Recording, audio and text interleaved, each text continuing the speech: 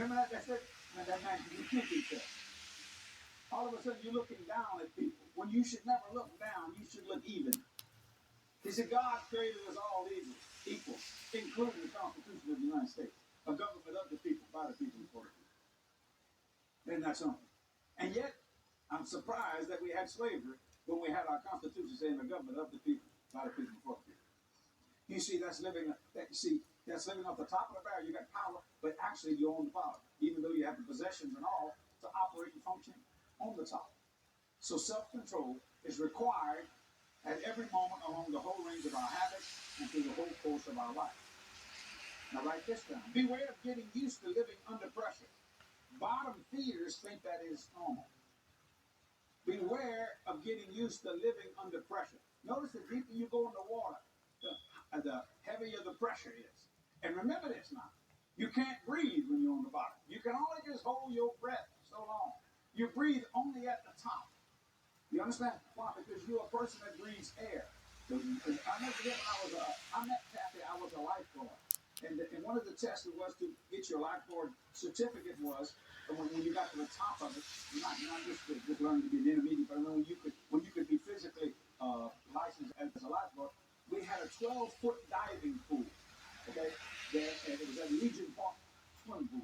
It was a 12-foot pool. All you did was dive in this pool. So what they would do is they would turn you around like this. The pool would be back here where the platform is. So I would be this way.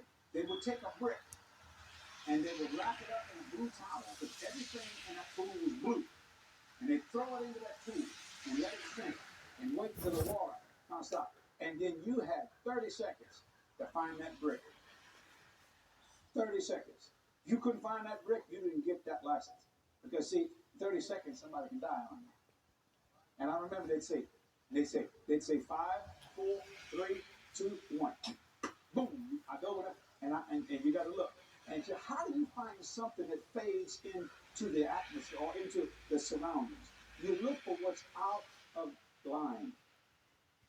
If you want to know you're a bottom feeder, I can tell immediately. I can look at you, and you can be perfectly camouflaged, but there will be something out of a line, out of line. For example, if you're a hunter, you can be full. I mean, the woods are full.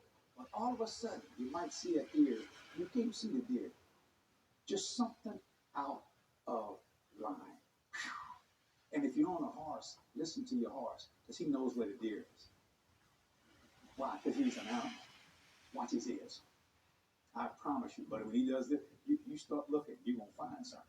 Isn't that amazing? People talking to hunt things like that. We go up in the Colorado mountains up to 10,000 feet, and I go, man, I can't see nothing. And Jerry, who's now in heaven, he can say, Jesse, watch your horse. Look at your horse. And I just look at that horse, and the horse will go. And one ear, oh, baby, come on, just move. All of a sudden, maybe this much of an ear that looked like a leaf. See, a leaf will do this. A leaf don't go.